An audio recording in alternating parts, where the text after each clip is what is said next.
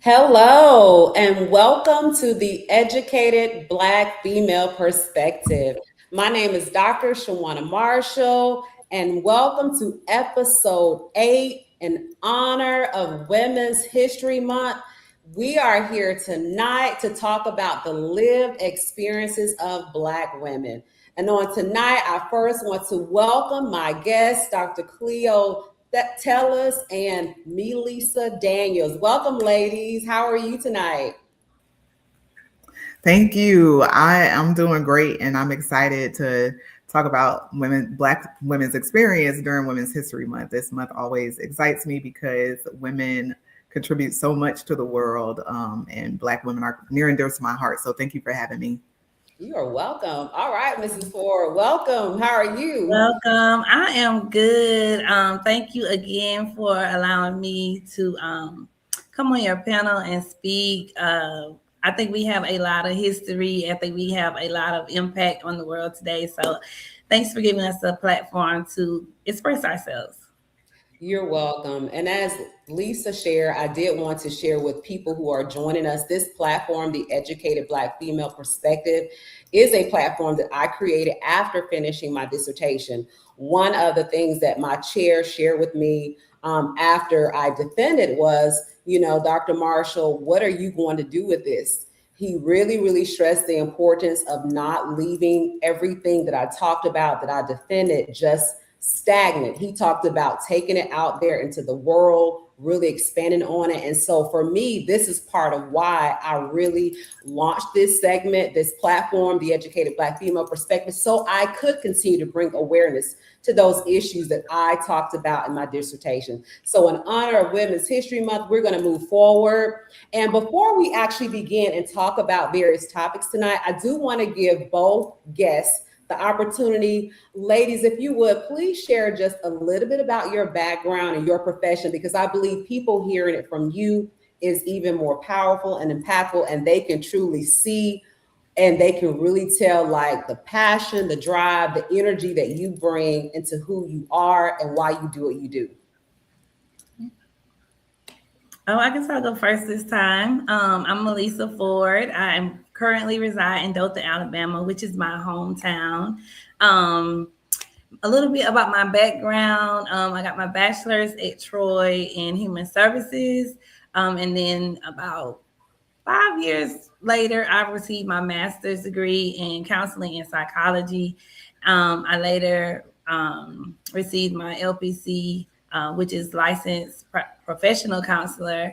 And now I just practice. I have a private practice called Resilience Counseling and Resources here in Dothan. I'm also a counselor on Better Help platform, as well as I work at the hospital on the crisis unit. I'm passionate about my work. It can get stressful. However, when you are working in your purpose, it gets a little bit easier. And on those hard days, those are the days that you're reminded why you do the things you do. So it just kind of keeps me going. I'm married. I have 3 children. I like to shop. I like to bargain shop. I love Amazon and probably need to stay away from it. But other than that, music, reading, just getting the audiobooks. So if y'all have any suggestions, let me know. And that's about it. That's me. All right. Thank you for sharing, Lisa. All right, Dr. Cleo, if you could share a little bit about yourself. Yes. Good evening again. So I am originally from Miami, Florida. I've lived in Cleveland, Ohio after living in Florida and completed my undergrad at University of Florida in psychology. And then I moved to Claremont, California for graduate school, where I completed my master's and PhD in applied social psychology. So I'm a social psychologist that focuses on social identity, particularly race and gender intersections. And I'm passionate about my work too. I think it's important to understand people from that perspective, because we have so many different identities, that we hold, and then the collection of them create a certain experience for us, and that could be brought into various spaces like the counseling space, the classroom, which is where I mainly operate. I'm a professor in the Lone Star College system in Houston, Texas, and I serve on several committees and love my students, love teaching, love seeing people grow and heal. And from that space, I also bring what I do in the classroom into a retreat space where I do guided journaling sessions at Alafia Wellness Retreat. And through that experience as core staff was birthed Remed Royale, which is the business that I'm building around healing and wholeness in Black folks primarily, and also creating guided journaling workbooks as a result of what I've been doing on the retreats. So we have a retreat actually coming up this weekend, so in Los Angeles. So I'm excited about that.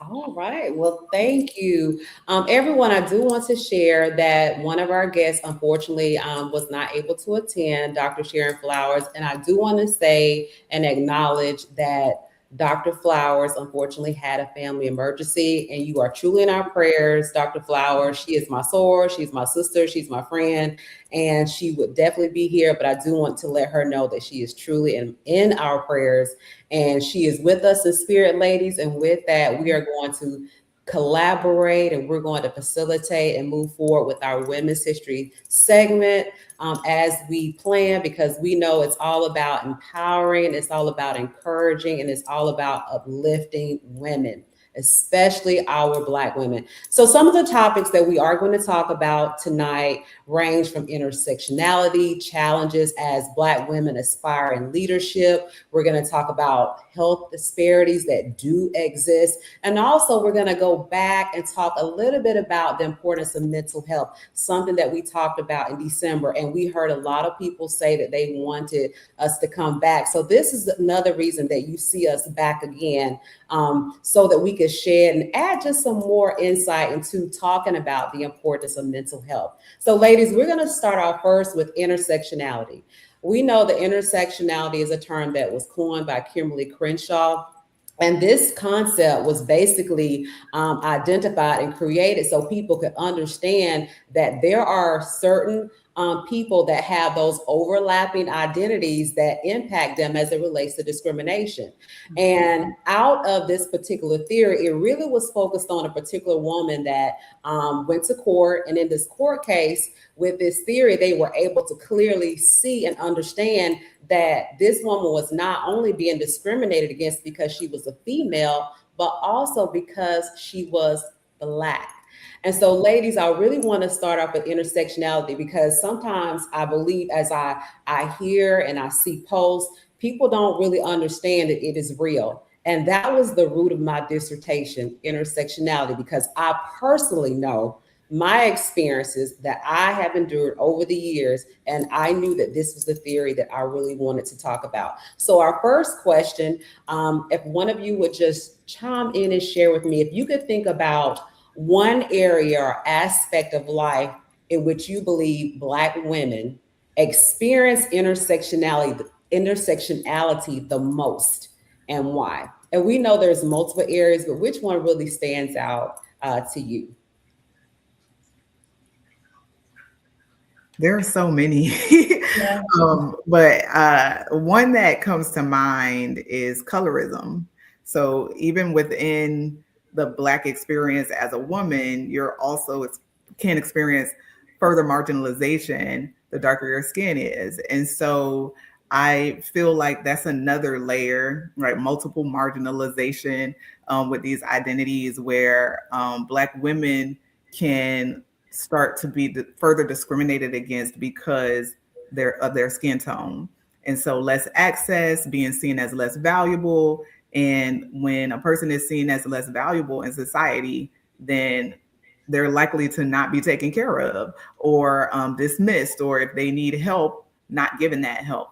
And so I think that's another layer that Black women can experience very uniquely in intersections. And then that can show up in different ways in different domains. So one of the things that I think is also important when we think about intersectionality is how our identities intersect with the external environment in a particular way as well. So like if I'm in court, right, with the example that you brought up, Dr. Marshall, or if I am at the store or the hospital, with, we know that Black women have higher mortality rates when it comes to birthing in this country. And so being at school, being in a corporate office, how these identities as a Black woman that you hold can show up externally in different environments, and that environment also intersecting with you in that way as well. So those are the things that I think about when I think about intersectionality and Black women.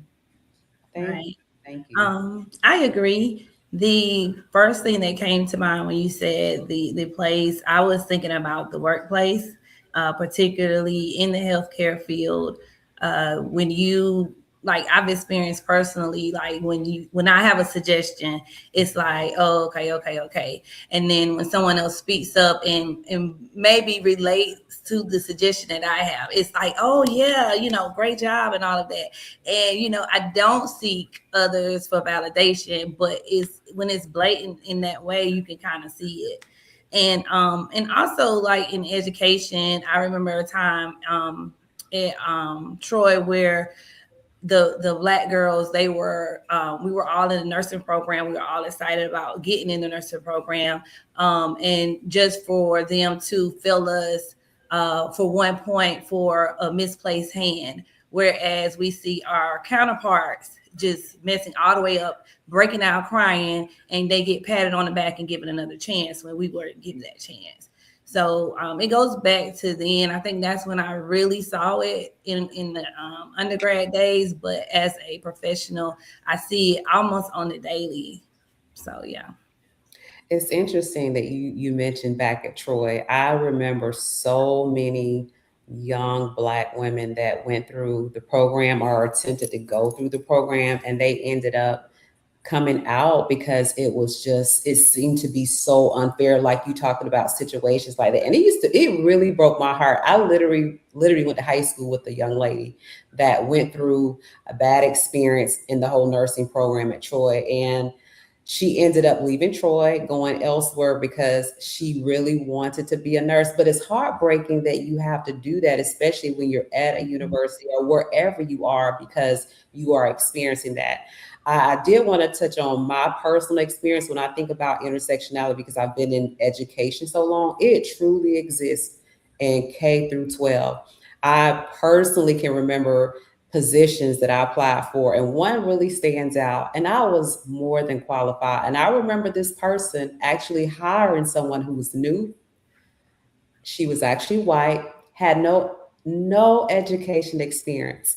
And when I found out that he actually hired her, knowing that you had qualified people such as myself applying, when I tell you it was such an insult and a slap in the face, because I'm not going to say it shocked me, but it was just the fact that, wow, you would really do that to someone, number one, who's been in the system. You've seen my work ethic. You know what I can do, but you would decide to hire this person. And not just that, that's just one of many where I've seen different people in positions, over the years. And it's so heartbreaking because a lot of us, we have that drive, we have the experience, we have the education. And I don't think people truly see when you pass over people, when you hire less qualified people, how that impacts us over a period of time.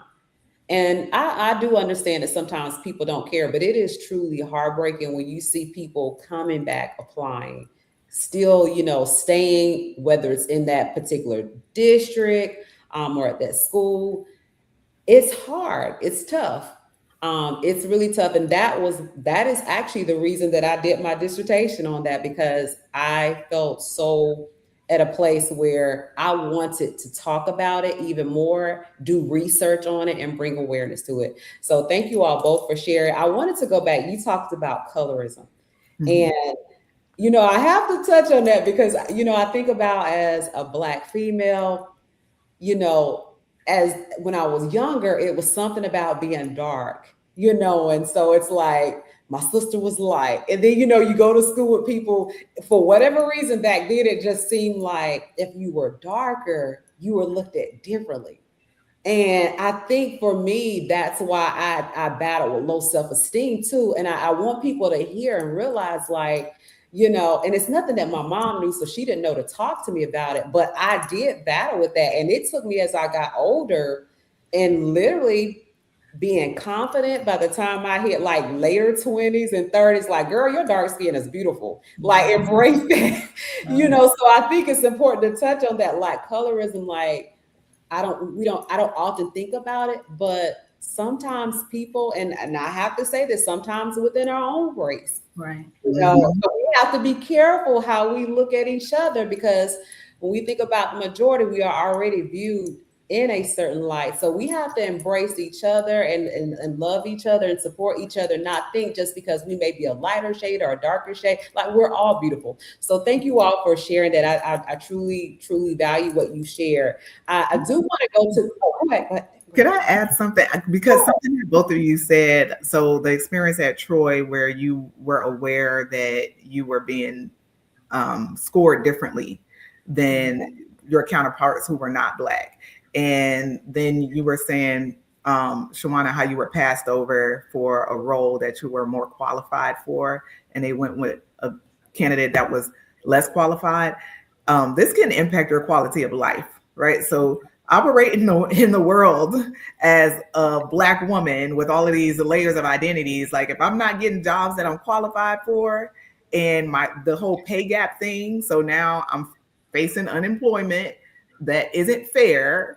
And we know that, I think the number is maybe at 600,000 right now of Black women kind of dealing with unemployment in the country right now. And so that's a unique experience for Black women right now in the social and political climate, because they are women who are Black, right? Two identity intersections. And so I'm thinking about how if somebody who is more than capable of completing a program leaves because they're being treated unfairly and being treated poorly because of their identities, now this person who could have had a life trajectory that would have brought them much further or in a direction that really reflected their goals, now that's being negatively impacted. So as you all were kind of sharing your own personal experiences and giving examples of how intersectionality for Black women can express itself and what they can experience as a result, I was like, oh yeah, that's a quality of life thing, because and then psychologically and emotionally, where you were saying the lower self-esteem, and I've navigated colorism before and still navigating it now. We all do in our own ways, whether you're light or darker. And so it's just something that I wanted to kind of add to the conversation, because it's one thing to be like, oh yeah, this happens, but what other consequences come from people having these experiences because of their identity intersections? Cleo, I'm glad that you said that, because when you talk about quality of life, that's why I've had to work so hard. I couldn't stop at the master's. I was like, no, this is not going to cut it. When I think about my quality of life at 40, in my 40s, so you are absolutely right. And I didn't say anything, but I'm glad you touched on it. Like, financially, it does have a tremendous impact, because when you talk about quality of life and how you want to live, that's why I was like, no, absolutely, I have to get my PhD. And it's like, even now I'm like, okay, what's my next step to position myself? Because those opportunities where I have got passed over, I'm thinking, if I were here by now in this position, but I have to keep myself grounded and remember God is going to take care of you, which He has. He's going to continue to make a way. But it's like the journey for elevation, it has taken me a lot longer than some people that I feel like I should have been there before you, but I've had to learn, like, it's okay, do what you're doing, maximize your opportunity. Now a door will open. So thank you for sharing that, because that's important. You're welcome. Because I was like, yeah, that's finances, that's mental health, that's physical health, like all of that can be impacted by people not treating you fairly at a systemic level. Absolutely. And, you know, more interpersonally as well. But it doesn't just stop at, oh, that wasn't fair. Like there's a whole system that you're being impacted by because of these identities, and it can cause your quality of life to decrease. I wish people really thought about that. And that's why this opportunity is so important, because I want people to hear it. Like, this is just speaking the truth. And it's the reality. Like, you've gotten here, and I'm not saying they weren't all qualified, but when you weren't, those people that got passed over, they could have been at that place. And it's like, I need people to understand that is important. It's important to us, maybe not to you, but it's just the reality of being unapologetic and really talking about this is the reality. This is the reality that we face. So thank you. So we're going to shift into the next part. We're going to talk about health disparities.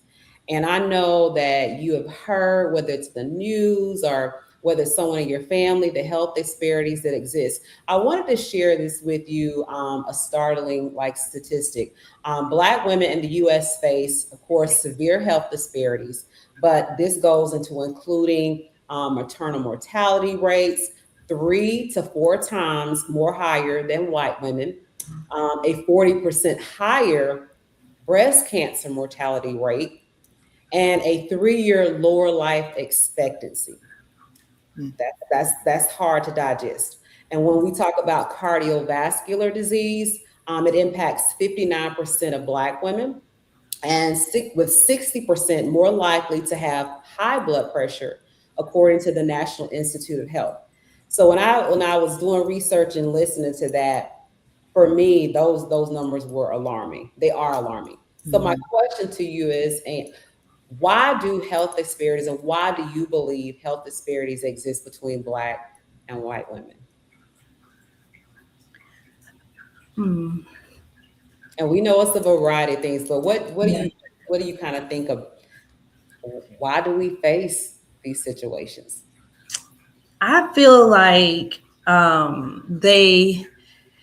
there isn't a lot of diversity training when it comes to, I'm not saying just the doctors, but everyone in healthcare, from the doctors to the CNAs to the nurses, everyone, they have this standard of care where they supposed to treat everyone the same way. However, we all know that that's not how it always goes.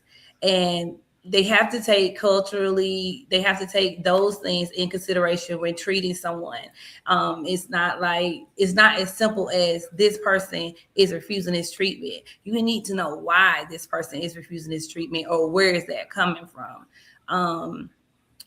And I know a couple examples from people who I know, and even my own experience, how these things truly affect you and make you not want to trust the doctors, make you not want to trust anyone that doesn't really look like you because of these things.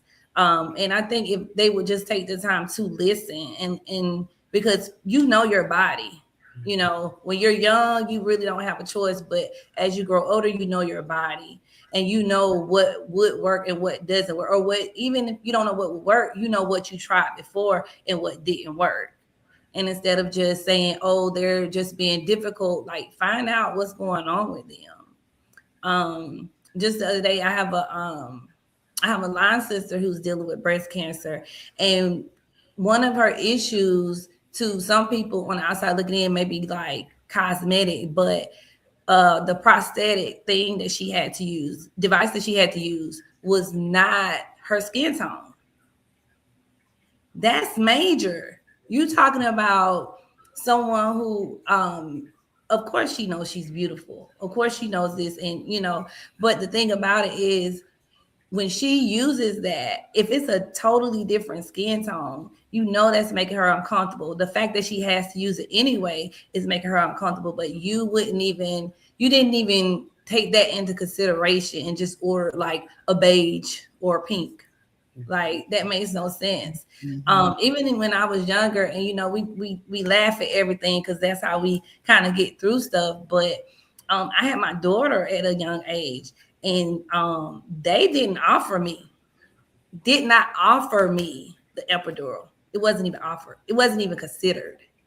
So I had her natural at that young age, and I just learned to bear down and deal with it.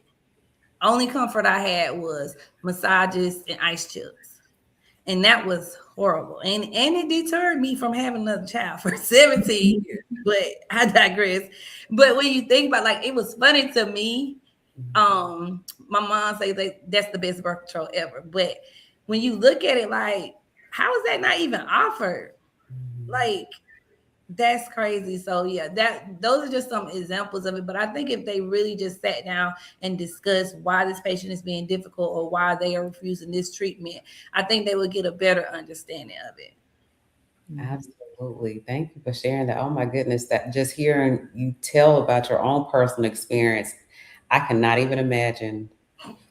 Oh my goodness. Yeah. I know you said you had to laugh it off, but you were like, that was a deterrence. But I still agree with you. Like, you just can't not offer it. So, oh my goodness, thank you for sharing. No, Dr. Skip wanted to say something. Yeah, I really appreciate your example in terms of diversity training, because that's very true. And even in the diaspora of the Black community, where you have folks from different countries who don't describe pain in the same way. So I know I'm Haitian, and the way that my parents describe things might not translate to someone who isn't familiar with the culture. And so when you started talking about that, I was like, yeah, that's true. Because even the way that people describe symptoms could look different than what you might have learned in a textbook. So if you don't have the correct training, that's going to limit your ability to actually provide the care that's needed. And my answer in terms of why we see what we see with the disparities between health, with health between Black women and white women, is racism.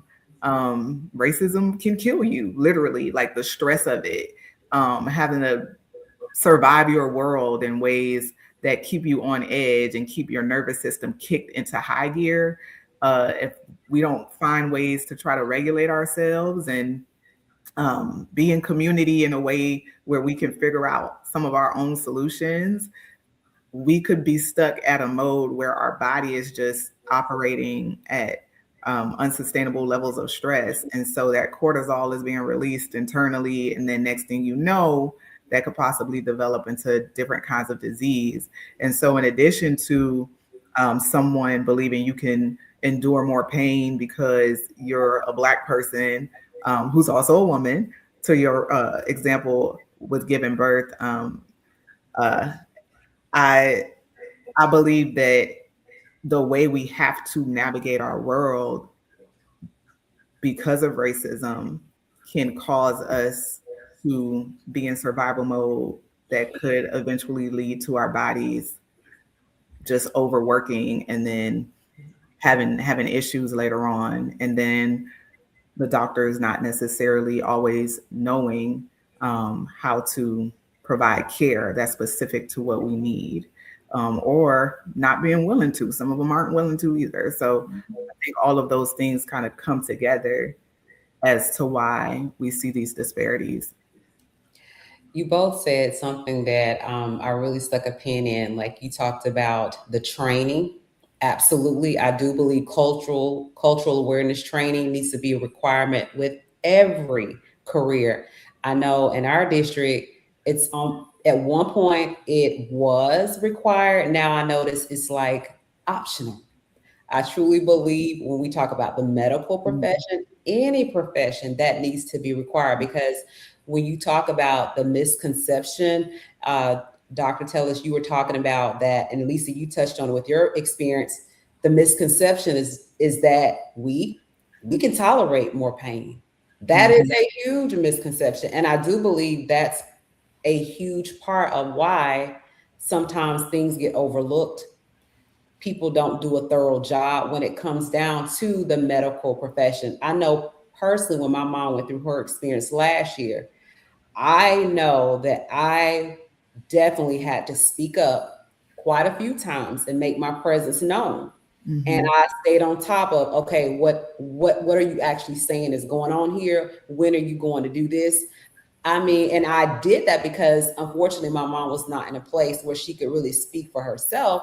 And so I knew that there were some things that I might think of that my sister didn't. And I was not going to be, not saying that she was afraid, but there are just some things that I'm going to ask. And I'm not going to want to shy away from asking because they need to be asked.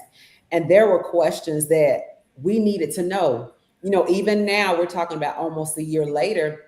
I've been following up with my mom's doctors, like, hey, you know, just how she's feeling after taking certain medication. And I'm like, okay, doctor, we need to know, is this long term? Is she going to continue feeling like this because it's not making her feel well? And, you know, I was always staying on top of it. And I remember, it's sad to say, when my mom first went into the hospital, it was like, you know how sometimes people, and I'm not saying this happens, but sometimes people don't give you the best treatment or the best care unless they see who's coming in to see you or see you. And so by the time my sister got there, and because there were some things that she had said to me, and so by the time I got there, and then some things that I said, like, look, this is what I want to know, and this is who I want to talk to. I was like, I want to talk to the charge nurse. I want to talk to the person in charge. And I hate to say this. No, I don't hate to say this. I literally, when I got there, I was like, my name is Dr. Shawania Marshall, and I'm Vera Marshall's daughter. And I have some questions that I need to ask. And it was like the trajectory, the tone, and how, now it wasn't that she was being treated unfairly, but there were some things that were being done or not done that I felt like could have been done better. And I'm like, no, this is not what's going to happen. And that's my mom. And I would do that for a friend, a sister, because unfortunately I felt like they were, in some aspects, some of them, not all of them, I felt like they could have done a better job in some of the things they were doing. And we have to do that. And it's unfortunate that I feel like part of it was because my mom was weak. And there were some times she couldn't speak for herself or talk for herself. And I'm like, no, this is not going to happen. So to me, it goes back to, unfortunately, I do believe sometimes people view us in a light, like when she was in pain, oh, you know, she can tolerate it. No, she's in pain.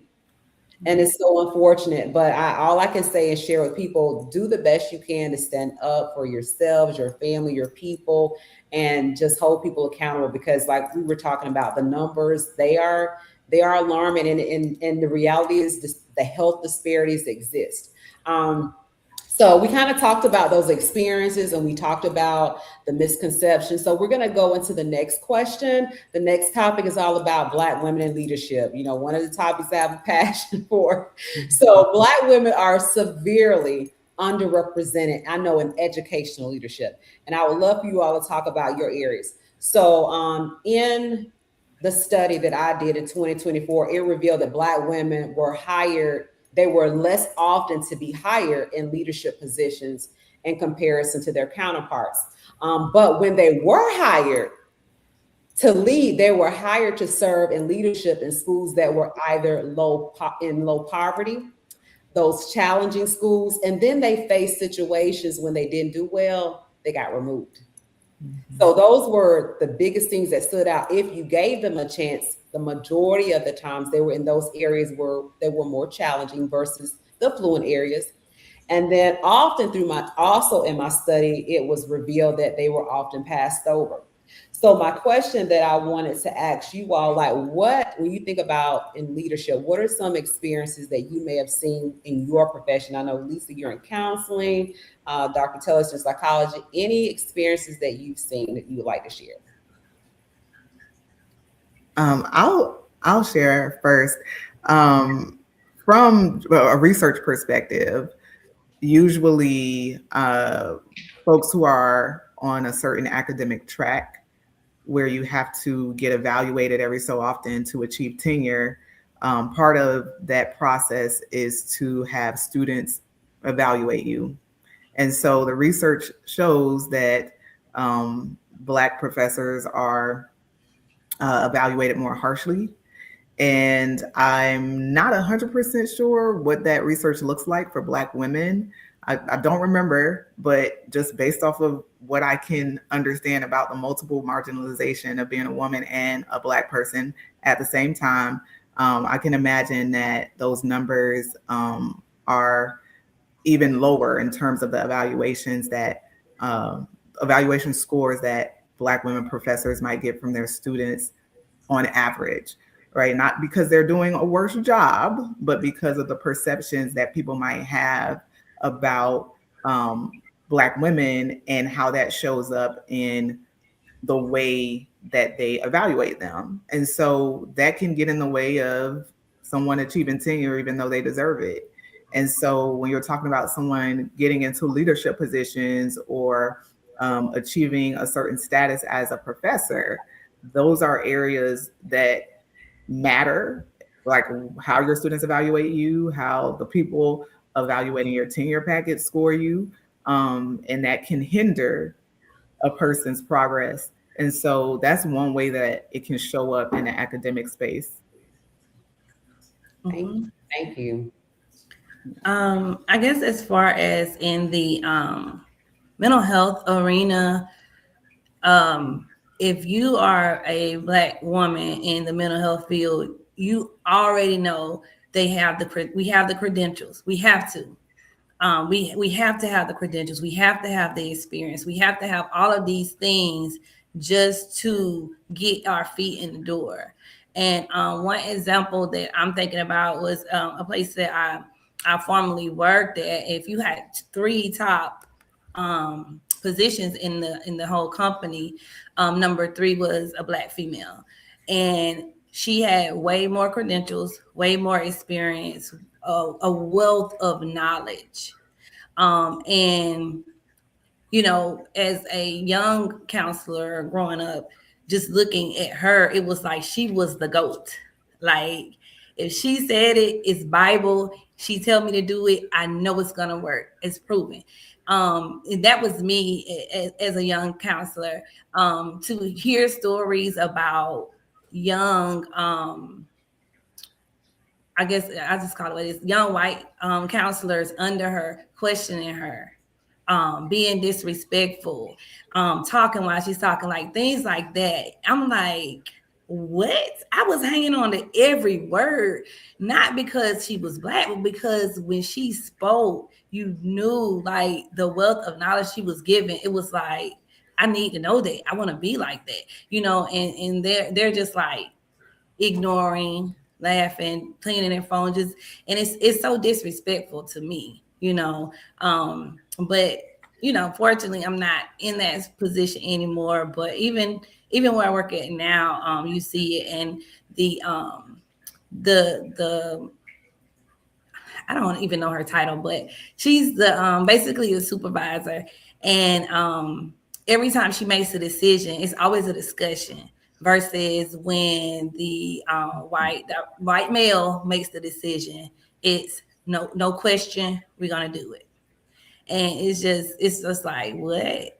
You know, I stay out of the topics because I feel like it's not my job to educate them on why that was wrong or why this is not right to say this.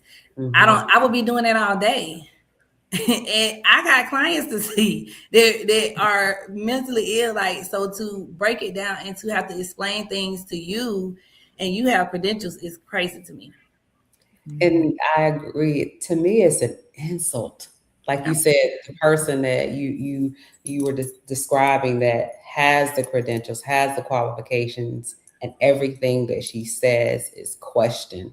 And when you see the difference between how she's treated versus the other person, just hearing that, like it is an insult. And I'm just curious to know, like, how does this person, the person that you said that experienced, how does she seem to take it? This, you know, because if she's still there, does she take it in stride? Like, how does it seem to impact her? I believe she takes it in stride. The older woman I was talking about, I think she's about ready to give it all up at this point. But the woman at my current job, she takes it in stride and she knows who she is. So it's like, you do it or you don't. Right. You know, what my way is by the book, is policy procedure. You can check that if you want to. you I know. I love that. It's kind of one of those things I can see sometimes maybe with her, it's like pick your battles. So either Mhm. you're going to do it or you can leave. But I like that. Sometimes we have to. And for me personally, just speaking for myself, it can be tough. But I also have learned that those are sometimes where you just have to, learn how to pick your battles, you know, live to fight another day. So thank you both for sharing. So I wanted to go back to leadership. One of the things that I heard throughout like my when I was going through the process of doing interviews to my dissertation, I heard a lot of just people who were turned down, the black women that were turned down, they will often hear like stories of the angry black woman. We hear that all the time, the angry black woman. And so sometimes it's often used as an excuse not to promote that person. Um, I'm curious to know for you, why do you believe that black women are often perceived as angry, the angry black woman?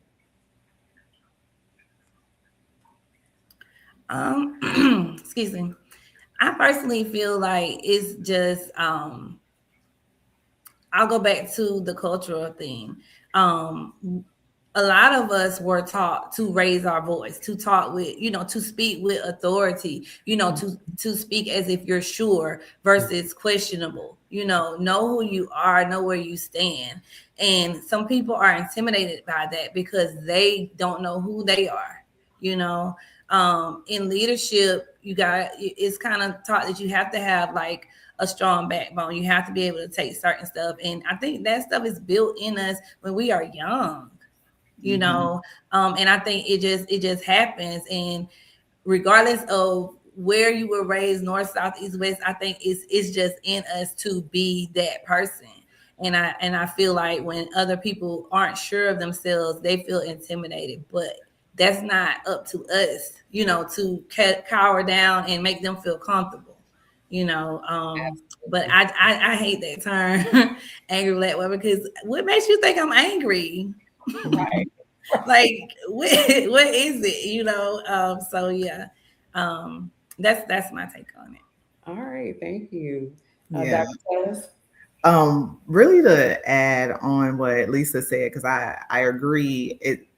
I think it's a way to demonize Black women's confidence and self esteem, because it's like, who are you to think that you can take up space? Who are you to think that you can be sure of yourself and speak with authority? And so, if we want to find a way to make that be a violation, Mm, then we're going to call you angry and make you seem scary, so that now, instead of people leaning into what you have to say, they're going to take it as, oh, this person is out of line. And mhm, so you're not able to get your message across the way that you could get it across, because of how people are choosing to frame it. And so, um, I believe that it is connected to them, um, feeling like we don't deserve to take up space, and we don't deserve, or we shouldn't make them uncomfortable, right? Like Lisa said. mhm, And we shouldn't be able to have them rethink that what they're doing probably isn't the best approach. And when that's interrogated, it's like, well, how do we find a way to make this person, or to invalidate this person? mhm, But not only will we invalidate this person, we're going to make this person seem like they they can't be worked with.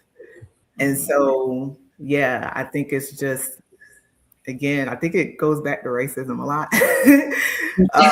Unfortunately, uh, Yeah. that's the country that we live in. And so, again, just finding ways to silence people who, you probably don't feel have value. Mm. What you both said is truly powerful. I hate that terminology too, Lisa, the angry black woman, the angry black female. But I do agree, like the our demeanor, our character, how we've established ourselves over the years, that was instilled in us at a young age. And for me, I take pride in that. And I agree. Sometimes it can be taken and a light in which it, to me, it's just, to me, it goes back to that cultural awareness, because I've had people say things in my presence and I'm like, I wouldn't dare say that to someone if I were in your shoes. Yep. And I could recall the person that said it to me, you know, being of a different ethnicity, and hearing her say that, I'm thinking, well, what made you think I was thinking that? Or what would make you think that's how I would operate? Because truly, that's not my character. But I will say, I do believe that instead of saying we're angry Black women, that can, why not say that we're driven? Why not say that, we're ambitious? And to me, that's going to come across in a light where we do come across as strong and proud and confident. And unfortunately, that's not what all people are used to, but that's not on us. And that truly goes back to where I believe in every profession, there has to be, I do believe, bias training, cultural awareness training. It needs to be a requirement. And then we wouldn't probably have to deal with some of these issues. So thank you both for sharing. Go ahead. Yes, absolutely. Yes, again, training is so important. And I believe that as part of the training, if there's a violation, like you learned this, you went through a training, if there's a violation that a person makes that goes against what training suggests as the best approach, that there should be a consequence attached to that as well.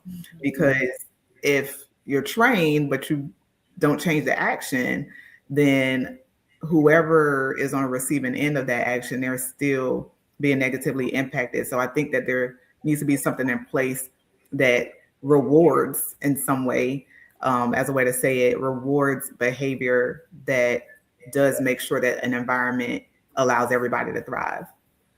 Absolutely, because I am definitely that employee. If you infringe on my rights, I will hold you accountable. That's why we have certain parameters in place. So I absolutely, like you said, reward, but also those consequences that come with it if you don't follow the process or treat people in a manner that they should be treated. It violates the handbook. So thank you both for sharing. So we're going to end on the last topic, mental health. You all had a lot of insight to share back in December. We wanted to really bring it back to share with our audience. So I wanted to talk about, it either happened like a month ago or so. I don't know if you all saw in the news, it was another NFL player that committed suicide. And we continue to hear other situations, occurrences that continue to happen where people are really dealing with issues and it's impacting them mentally. So we know there is this stigma around seeking help. It used to be a really big, major stigma where they didn't want to talk about it, or they felt maybe embarrassed. But now, over the last few years, like we talked about in December, people are feeling more empowered and encouraged to seek help that they really need. So I wanted to ask you all, what is the biggest misconception about getting therapy or seeking help that you tend to hear? So what are some things that you tend to maybe hear people say that is a misconception in our society? I've heard people say things like they don't think it works. And I think that's a big misconception. The research does support that if you do engage in therapy to address whatever mental health challenge, that you will fare better compared to those who do not go to therapy. And so I think some people kind of shrug it off like, oh, you're just talking to someone, you're just telling someone all your business, like you don't need to do that. And the research shows that it actually does help more than if you just try to, shrug it off, get over it, and not meet with a trained mental health professional. And so that's something that I've heard some people say in the community. Thank you. Mm-hmm. Of course, I've heard all of the reasons why, but to piggyback off of what you were saying, I always tell clients, like, if you believe that therapy will help you, you over halfway there. If you believe that therapy will not help you, it probably will not, because your perspective is going to be different and you're going to be looking for reasons to say why it didn't work. one of the things that I hear a lot is one, I ain't that crazy. Like I don't need that. Or another one, like you were saying, you just talking, and what's talking gonna do? How's that gonna help? And I think when you have that mindset, it's definitely not gonna help. I'm glad it's shifting, but there's still a big stigma related to therapy and counseling and everything. And yes, you definitely need the Lord. You definitely need to pray. You definitely need to read your Bible, but you definitely need a therapist as well. And it's not to tell you what you do. Like I said, 95% of my job is just listening. Mm-hmm. I may make suggestions, but in the day, you have free will, and you can choose whether you want to try this or not. If you try it and it works, let's roll with it. If it doesn't work for you, well, we'll try something else and see what does work. But I just encourage everyone to just try it out. And hopefully your experience will be one where you can say, okay, I may have had my doubts, but it did help. I did feel a little lighter. I myself was in therapy, and when I did it, I was like, just let me see what's like on the other side of it. Mhm. And I thought I had it together. I thought my life was great. And I had an older Black therapist, and she started asking me questions, and I was started to feel uneasy. I'm like, I thought I was over that, or I thought I had forgiven them. And she was like, no, you haven't, but we're gonna work on that. And she's telling me the stuff I'm telling my clients, and I'm just like, I knew that. But it's something about someone. It adds a layer of accountability, and it holds the mirror up to you and saying, hey, you need to work on that. And so I think everyone can benefit from it, but I think it also starts with your perspective of it. Absolutely. I agree. Your perspective is everything. I love how you said too, you talked about just because you're in that profession trying it. So now you're on the flip side. And I will say, I've heard what both of you all said. Oh, it doesn't work. Just talking to somebody, what does it do? But I love how you all shared the importance of it and the benefits of it. And I always say that I believe these professions that we're all in, they're created for a reason. And I do believe, especially when it comes down to therapy and counseling, I believe that these are special people in these positions to help us when we need it. And I do believe if that's their calling and this is something that you truly need, that I do believe that it will work. So I try to look at it from the positive stance, like it's a way of helping people that need it mentally. And we all need that mental help sometimes. So thank you both for sharing those misconceptions and why, people should try to shift away from buying into those misconceptions. I did want to ask too, when we think about social media, like we didn't have social media. I know I didn't when I was growing up. So now we have social media. It's so impactful. And when I think about just the younger generation, they live for social media. How can social media affect, just from your experiences, how can it affect like a person's mentality? Because sometimes I think people get so caught up in what they see on social media. That's how this person is living. That's how they're operating. Why can't I have that? Why am I not there? It's, to me, I feel like you really have to have a hold on reality. Yes. But how can social media really impact people mentally, and what might be some things they need to do to really have a reset? Mm-hmm. I think you hit the nail on the head when you said it. People are not posting the downside. People are not posting the bad stuff. They're posting what they see is good, these goals that they have. They're only posting those things. And when you go through life, just like especially the younger people, they're exposed to so much more now, more than what we were even exposed to. So they see things and they think it's an instant gratitude, an instant gratification, instant success, not knowing these people have been working hard, not knowing the hours they have put in. They only seeing the results.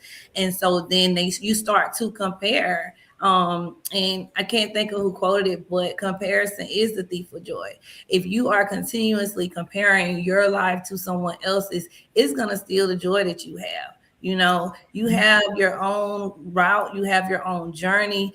Everyone doesn't arrive at the same time, but as long as you get there and as long as you enjoy the journey, you will be okay. But it's just hard. It's just hard. And I'm actually not on social media right now for my reset. So when you were saying that, I was like, yes. So I'm on social media right now. But the thing about that was something that I chose to do, and I do it periodically through the year, not just because of the negative things, but because sometimes it just gets consuming. You find yourself mindlessly scrolling and looking at things and seeing things that you wouldn't normally know about or think about, and some stuff stay on your mind. And so, especially if you scroll when you're in the bed, so you know, you sometimes you do need to take a mental break. You do need to reset and start back over. And you can be the most positive person in the world on Facebook, but you're still gonna get the negative. You're still gonna get those things. So have your block game strong. Keep that unfollow button tapping. I'm all for that. Protect your pussy at all times. Look, Dr. Cleo, before you go, I did want to say Lisa did share that with me. And I was like, in my head, I was like, girl, I understand. Because for me, I typically come off during my breaks. And so I've been trying to hold out to spring break. But you all, I'm glad you said that, because after this week, I literally have said I'm going to start early, because I feel because I strategically post either Sunday through Monday or Monday through Thursday. I'm sorry, Monday traditionally, Monday through Thursday or Monday through Wednesday. Because I try to do it consistently, and I'm like, okay, just take a moment during your breaks. But now I feel like because of everything else that I'm doing behind the scenes, I need to take an early break. And I realize that's okay. You don't even have to post and tell people, because usually I'll say, Dr. Marshall is taking a break, and it's only because I've gotten into the habit of doing it consistently. But I said, it's okay. People will be there when you come back, because one, I got to take care of me. So Lisa, look, I am coming with you, because it is not even about, because a lot of times when I post in the morning, I don't always get a chance. And I honestly, scrolling, I don't really do that, because I can post, I go to work, and I may sometimes scroll, but honestly, it's at a point where now I just feel mentally that I need to take a step back. And that means some social media, just a mental break. I'll be back, but right now my focus is me. So thank you for sharing that. Thank you for sharing that. That's important. And like you said, it's not about feeling, okay, well, I see this, I'm comparing. It's just the whole social media period can be overwhelming. And sometimes, like you said, we do need that disconnect, which will help us with that reset. So Dr. Thelus, I want to come to you. Yes, I agree with all of that. Some people get addicted because, a lot of the social media platforms are set up for the algorithm to keep you locked in. And so you're taking in lots of information in short chunks, and your brain is starting to process things differently. And so people whose brains are still very much developing, who kind of stay on social media and getting all of these images flashed at them, and they're scrolling and scrolling, their brain starts to process information differently. And so in addition to trying to compare yourself to people who are just posting what I call, Lisa, a highlight reel, right? It's just a highlight reel, all of the highlights, right? Where it's this is not even a realistic understanding of all of the ranges of an experience. But also just starting to change how people process information. And so being able to stay focused for longer, that can be impacted. Also, anxiety and depression can emerge as a result of being on social media and comparing, or just the brain stimulation piece as well. And so I think it is very, very helpful to take a step back, like you all were talking about. And there was a point where I was like, I want to make sure I'm not spending too much time on these social media platforms. And I kind of programmed my phone to give me a limit. You can only be on this platform for an hour. So when I reached the limit, it's they closed it. You couldn't get into it for that day after you reach the limit. And so I think that's one way to kind of start scaling back. If people aren't quite ready to go 100%, just shut down, That might be something that you could use to hold yourself accountable. I love it. You all both talked about like people sometimes just seeing all the highlights. And I remember when I was teaching, one of my students said, Miss Marshall, you just have it all together. And I said, correction.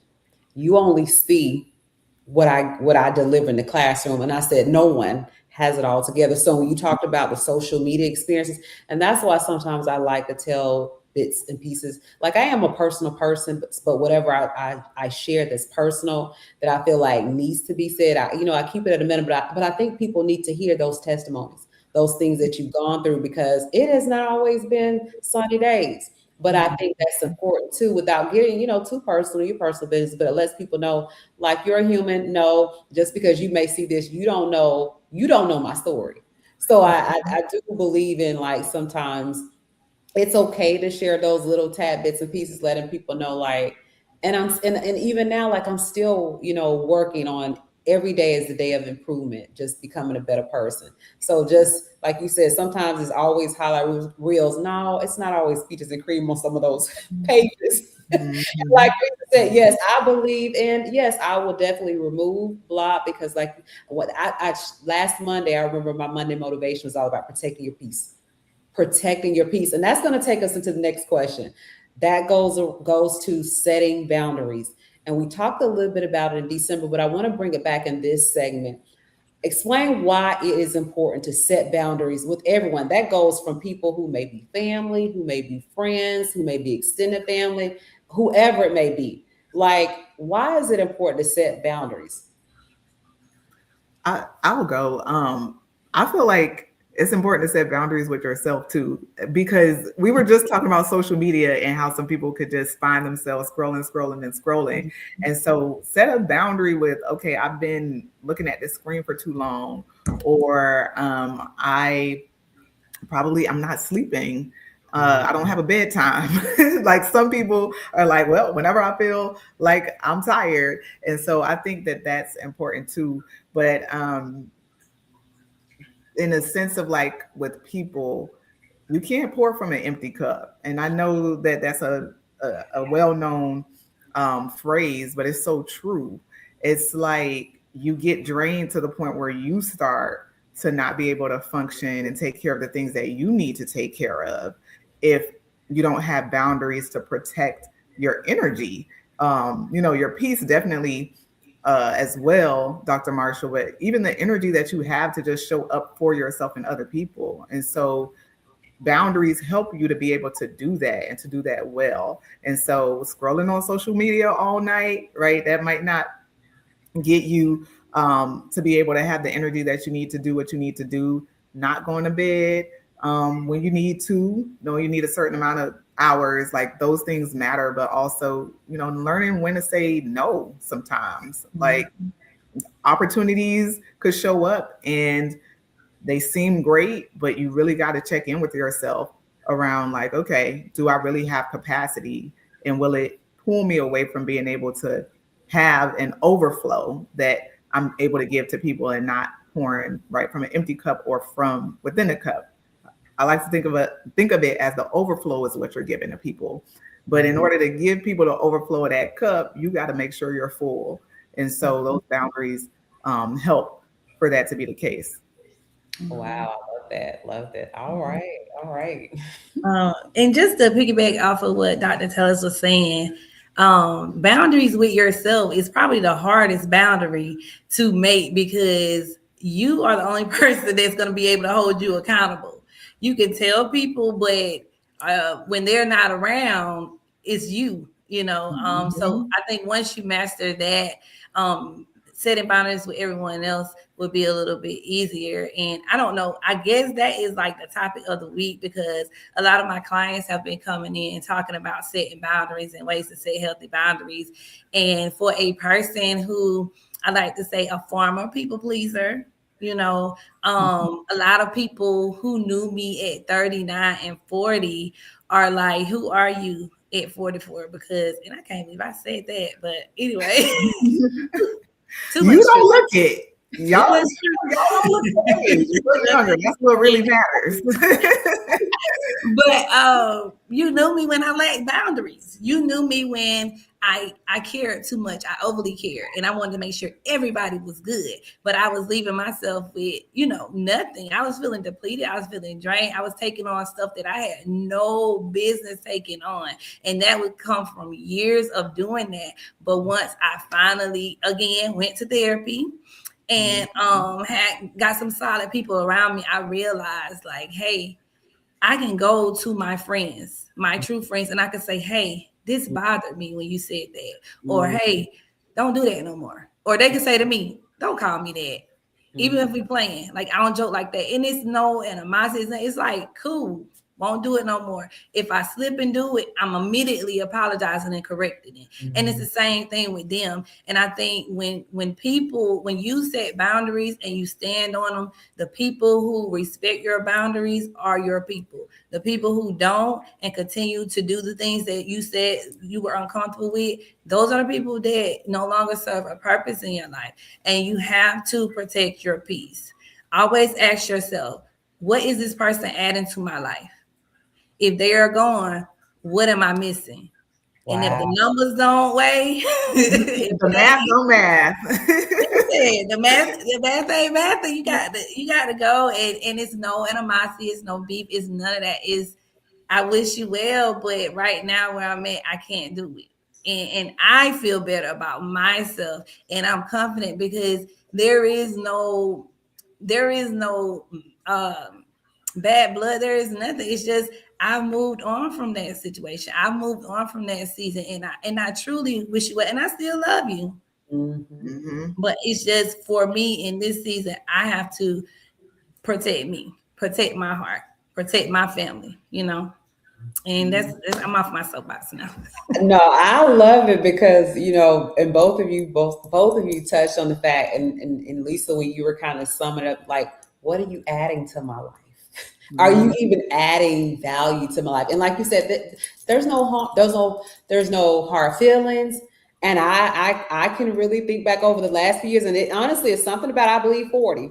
Listen, life after 40 has definitely hit different. And you could not have told me that there were some friendships, there was some sorrorships, there were some family relationships.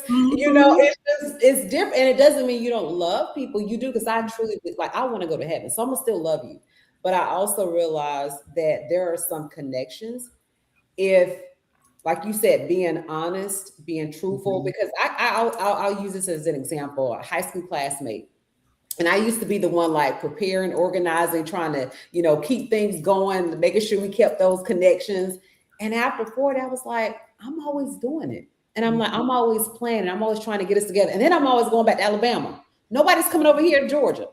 And so, I got to a place where I was like, even though it might have been like once a year, once every other year, I was like, okay, so what are these people really doing to add to that friendship? Are you being more of a friend to them than they are to you? Like, I love you, but it got to a point where I just literally just got to a place where I said, I don't want to do it anymore. Like, you're talking about almost 40 plus years of keeping the organizing, just keeping things going. And I'm like, you can't be the only one still doing that.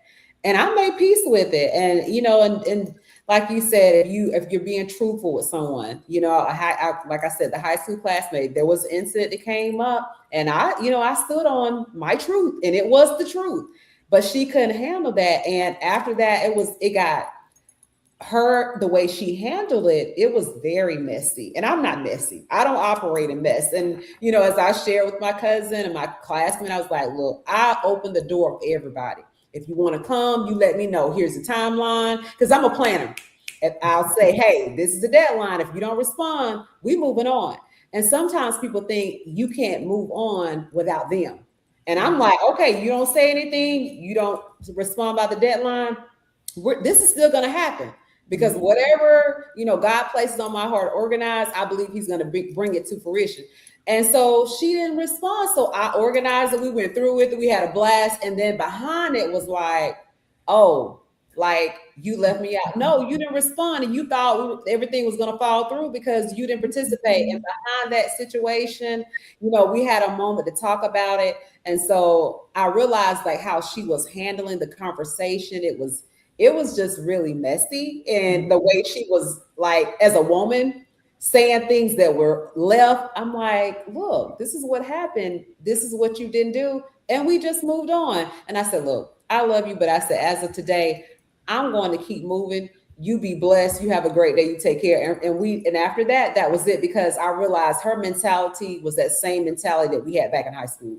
Like, you're 40-something years old and you can't accept the fact that you just didn't respond and you got left out. And I was like, we can't, and I share this, to kind of, share with people and just women and people in general, like at a certain age, like you put away those childish ways. Right. And so you're right, Lisa, when you start showing those signs of immaturity, not growth, I don't want to be a part of that. Like life itself, especially when you have families, but even for people like me, I don't have children, but I'm busy. Like, I'm always doing something. I don't have time to entertain this. And so we talk about mental health awareness and just mental health, those negative people, those people that are messy, those people that don't bring positive energy, I have to remove you. And like you said, for me, that gives me peace. It makes me happy. And I'll tell people, I'll be honest, it was that person, it wasn't hard, but some people that I really had like that close relationship with, where I kind of had to step back because I felt like I was being more of a friend. It did hurt. There were moments where I felt, sad, but as time progressed, it got better. So time brings about, the healing process. So ladies, on that note, that is the last topic, everyone. That is the last topic. But I truly hope that through this entire segment, celebrating and honoring Women's History Month, like, I know this segment was all about speaking to Black women, but whether you're male, whether you're female, whatever ethnicity you are, I believe this segment can truly be something that's insightful, because it helps you understand how us as Black women are not always treated, but how we are treated, but also bringing awareness to what I feel like people need to know to better understand us. Because unless you truly have walked a mile in our shoes, you can't relate. But I feel like this is the part of what we do as being strong Black women, celebrating who we are, loving who we are, but also educating people on the complexities, but also the lived experiences that we endure, because I'm all about improvement, growth. So we can all live in a better world where people just truly love each other and embrace each other for who we are. So on that note, ladies, thank you for joining me. And I did not say this at the beginning, but I do have to acknowledge these are my fellow D9 sisters. And I want to say thank you to Lisa, member Delta Sigma Theta sorority, Dr. Thelus, a member of Alpha Kappa Alpha sorority. So when I said, God will bring people in your path and connections, I am truly grateful for the sisterhood and the love that you all have shown me. And just know, if you need me, you need me for anything, don't hesitate to reach out, because these relationships, this commitment that we've established, I truly want to keep it going. You all have been a source of inspiration and motivation to me. And so before we close, I definitely want to give you the opportunity, if you want to say something, leave the audience with something, and we'll close out, ladies. Again, thank you. It has been an honor to come on your platform. I've never been a public speaker, but I'm getting a little comfortable with it. So you might be stuck with me. I don't know. But it's always, I love to talk to our people. I love to talk to just us. I think we need more of this. I got so much positive feedback from the last one we did, and I was like, okay, I'm gonna let y'all know the next time, and even the people who couldn't make it, they're like, oh, send me the link, I'll go watch the replay of it. So thank you to those people for your support as well. And thank you, both of you. You enlightening, like, and I meant to tell you, Dr. Thelus, last time, if I would have walked in a college campus and seen you as a professor, I would have been like, you would have been able to get rid of me. But yeah, everything that you guys do, like, it makes me proud to see other Black women succeeding in whatever field or whatever way they go. But again, I'm truly humbled to be here, and thank you again for inviting me. Thank you, Lisa. Yes, thank you. Thank you for inviting me again as well. This has been awesome. And right back at you. I view you as a sister. Lisa, you a new sister to me as well. And so anything that I can do to support y'all, please let me know.